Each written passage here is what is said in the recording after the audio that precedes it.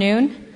This panel is iPhone apps, Twitter apps, and mini apps as the next platform in communication, advertising, and commerce in mobile, social media, and broadband. My name is Sun Jen Young. I'm the moderator today. I'm a banker that focuses on digital media companies. And let me just make an announcement up front, because about 10 people at least come up asking me if Naveen from Foursquare is here. So unfortunately, he couldn't make it. He had flight issues at the last minute. So for all of you who were expecting to talk to Naveen or Foursquare, he's not here. However, there are at least 40 people, maybe 35, 40 people who are logged into either the McGraw-Hill building or the Media Summit under a couple of different categories for Foursquare on the iPhone and the internet. So, and if you have that application and you haven't done it yet, let's get the numbers up so that Naveen knows that we really missed him. So with that out of the way, what we want to do here today is, I think, really try to draw together several different areas of social and consumer applications. And I've been moderating a form of this panel now for a couple of years. And when we started out, we really had a lot of emphasis on social media applications, principally online and using the PC as the consumer interface. And I think a lot has evolved over the past year, particularly as it relates to the success of the iPhone application area and Twitter. And so we want to try to get into all of that and tie it together. What I'm going to do in just a minute is turn it over to my panelists so they can each introduce themselves and tell you a little bit about what they do and why they are relevant to this discussion. We've got a great group here today.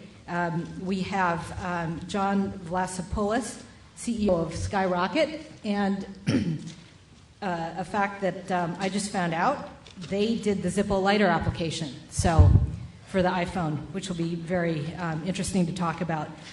Clark Keogh is a partner from Marcus Digital, and he was involved in recently, within the past year, launching an iPhone application as well, Urban Signals. Jen Cooper is the founder and principal of Rocket Fuel Media, and she also was the founder and CEO of a social media application software company called Mixercast. Besides Jen, we have Natalie Petohoff, who's a senior analyst with Forrester Research, a well-known market research firm, and she particularly specializes in social media and the impact on business. And we can look to her to get a lot of great statistics on what people are doing, people and businesses are doing with iPhone and mobile devices today. And then besides Natalie, we have Jason Danahy, who's Vice President of Ad Sales for RockU, one of the very prominent private social media applications companies. And then last but not least, we are pleased to have John Trimble, who is Chief Revenue Officer with Pandora. Pandora, probably a lot of you read the really great article in the New York Times this past Monday talking about the success. And since John's the Chief Revenue Officer, and they mentioned $50 million as the revenue figure last year for Pandora, we can ask him what his projection is for revenue this year. So with that said, let me just ask the audience a few questions about iPhone, Twitter, and apps use, just to get a gauge of who we have here. The iPhone, I think, and Twitter have really changed the way a lot of people conduct their lives and the different types of applications. Just for the fun of it, on my way in, I live in Connecticut, and on my way in this morning, from the time that I got up to when I got here, I just took account of how many apps I used. And I got to 12. So this morning, I used the flashlight app just to sort of fumble around in the dark and try and find something, and then the alarm woke me up. I had to take a look at my calendar to see what was on the calendar.